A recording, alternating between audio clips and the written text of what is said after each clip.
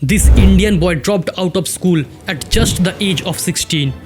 Never went to any formal educational institute and had no degrees. But who knew then that this boy one day will become the first trillionaire of not just India but among the whole Asian continent. This boy's name is Shantilal Gautam Adani. He did not drop out of college by his will. Due to the financial circumstances of his family, he had to take this step and never could go back to school again. Now with a net worth of 84 billion US dollars and an annual growth rate of 123%, which is by far the second highest growth rate all across the world, is set to cross the $1 trillion mark in the next 4 years by 2028. 1 trillion is equals to $1,000 billion, which if converted in Indian rupees turns out to be 83 lakh crores Indian rupees. Only Elon Musk, the current richest man in the world with a net worth of $260 billion near about, can beat Mr. Adani by touching the $1 trillion mark by the end of 2027 only, just few months earlier than him. It is according to the early predictions, but who knows, it is also possible that Adani might be the first trillionaire all across the world itself. And I am not talking about this in the air. If you look into Adani's business model, they do not operate like other 10 companies in the market. They know how to work in the favor of nation's interest. Adani's Make in India vision aligns perfectly with this current government's Atmanirbhar Bharat mission, which is to make India a self-reliant country without depending on foreign countries. Again, which gives Adani a major boost in his operations all across the nation and outside the nation by government also, which is giving Adani a major boost in all of the sectors and continue to help in future also. But if you think that Adani is only limited to Indian subcontinent, then let me tell you, being the first trillionaire or even the second trillionaire is not that easy. He has spread his business all across the world, including most of our neighboring countries also. For example, in Israel, Adani bought the Haifa port for $1.2 billion. This port is situated in the north, far from where Gaza is situated at the southern part of the country. And also it is Israel's second biggest port. That will definitely help improve India's business and political relations with Israel. Adani is also about to start a big project connecting India, Middle East and Europe, whose starting point is going to be at Israel. Adani's business has also gotten to Australia. He has got projects like Abbott Port Point and Rugby Run Solar Farm. One interesting thing you can notice, this strategy is very much similar to China. What they actually does, they work together with companies to invest in important places all across the world. In turn, that helps them become more influential all across the world. Now Adani has helped Indian government to tackle all issues single-handedly, whether it is national or international. That too more than a single conglomerate could ever thought of. See, the Indian government has been trying to compete with China for a long time. Now Adani has also been working along with Indian government to challenge China's this strategy. So you have to confess that Adani is not like other private companies. Adani has got something different in him, in their strategy and also in their final goal. Now it might sound like that everything is going very well for Adani. Then let me correct you. No. Now it might sound like everything is like a fairy tale story for Mr. Adani and his company, that most of it he has built single-handedly. But the truth is that it is not. The storm they have faced in the last 1.5 years was nothing but a sort of hell. See, if it was not for Adani, other private companies could have barely survived these difficult times. But Adani just did not bounce back. They did emerge stronger than ever. Adani proved his worthiness of his position. Adani knows how to bounce back. But if I say that Adani has completely come out of this pandemic, then it would not have been that correct. Because Mr. Gautam Adani, the dethroned king, is yet to claim his top position in India itself. If you see the current scenario, it is kind of disappointing for Mr. Adani. He is not even in the top 10 richest list in the world, who once used to be the second richest man in the world, now ranks at 21st in that same list. Now you might wonder what happened to this Indian billionaire that pulled him down to such lower heights. If it has such a huge potential that promises to be the second trillionaire despite positioning in the 21st position now, then something very wrong might have been occurred with them. Let me tell you that there are some even bigger conspiracies behind the recent fall of Adani Group, and these conspiracy theories are not just against Adani Group but against India's growth journey as well. Adani was the biggest and most influential player to target on in India now.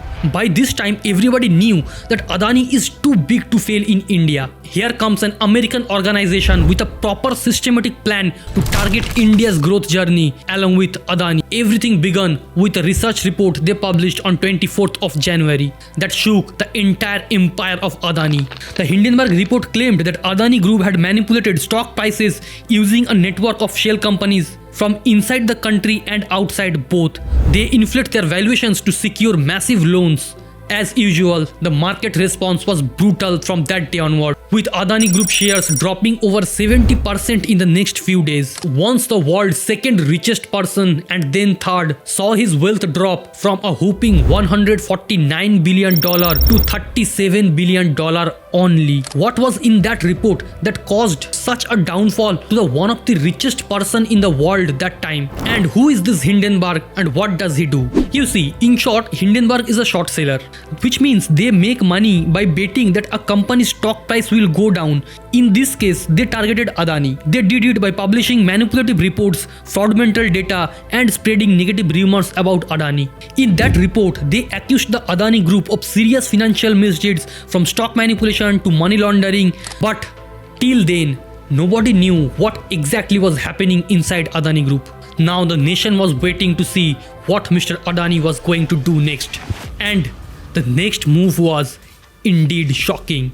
When the Hindenburg report hit, Adani was trying to raise 2,000 crores from his investors through an early FPO. Meanwhile, the bad news came, and it certainly affected the interest of public in his early FPO. But still, on the last day, it was going to be a fully subscribed FPO, which is again a testament of his investors' belief in Adani Group. But in a surprising move, Adani cancelled this FPO and returned the money to the investors. His decision to calling off the FPO proved to be a masterstroke in that scenario. And without any further delay, they released a 413 pages of response to the Hindenburg report, calling it a calculated risk on India, and all those allegations were baseless, which was again a very bold move. But despite his strong responses, the normal little investors were not ready to buy Adani stock and even hold further the stocks they already had. They all started selling those stocks one by one. As a result, the stock price was continuously dropping day by day,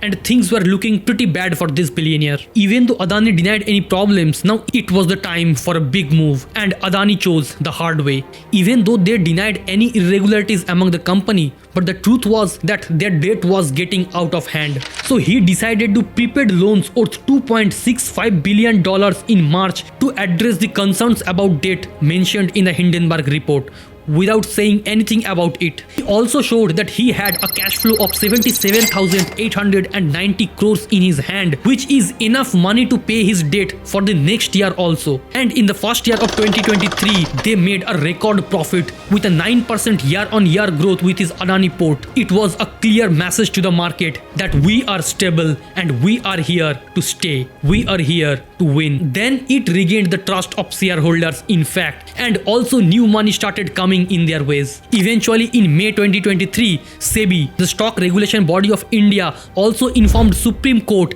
that they did not find any such irregularities mentioned in that report, and it found no evidence of such price manipulation of Adani stocks. That was like the final clean sheet from the ultimate judge sitting in the top of the country. When this news came out, it caused a massive big stir in the stock market. Adani stocks went on a roller coaster ride. Adani Enterprise saw a jump of 9%, Adani Total Gas surged by 20%, and Adani Energy Solutions rose by 19%. Even Adani Green Energy, Adani Power and NDTV saw an increase of 12% each. It was the kind of a D-Day for Adani Group. Also, GQG Partner invested $4 billion in Adani. The Abu Dhabi Corporation linked to the royal family of Saudi acquired 5% shares of Adani Enterprise. Several Indian government-affiliated companies also showed their support to Adani at that moment. Like SBI, for example, invested a significant rupees 34,000 crore in Adani's PVC project. Here comes the kicker. Till date, Adani was mostly doing business with the small-medium enterprise, but now they have started to selling to the customers directly in front of companies like Reliance. This strategic change was mandatory to sustain in the market. In cooperation with the government, Adani has recently won the tender to manage and modernize 6 Indian airports, including Ahmedabad, Lucknow and Trivandrum. And in July, Adani also got the massive project of redevelopment of Dharavi, the India's largest slum. Early estimate says that he he is going to invest 5,000 crores in that project, but in ground reality, this amount is going to be much higher. If you know what Dharavi is, this move will surely prove to be a masterstroke. Now coming to the next point, acquisition. Acquisition is also a master strategy to enter into new sectors for Adani Group, especially in which they have had no prior experiences. Even if they had, then that is not up to that level that they can compete in the market.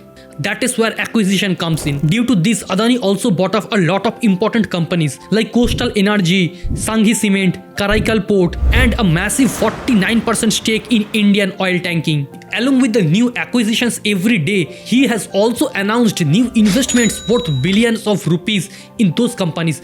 With all these projects side by side, Adani has almost become the India's largest infrastructure player. He is building the world's largest green energy park in Kutch district of Rann Desert, which will generate electricity for around 2 to 3 crore people.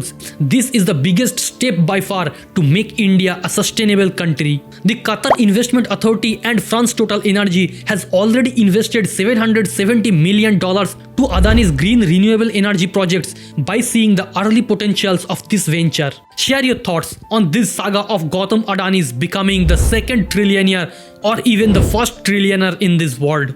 What do you think? Can he become the first trillionaire by defeating Elon Musk? Let me know in the comment section. I will personally reply to each and every comment. And if you liked this video, make sure to check out our this video. We have discussed that how Mr. Ratan Tata and his Tata conglomerate is making India the top country in the world. You will surely enjoy it. Till then, arise, awake and achieve. Thanks for watching. Bye.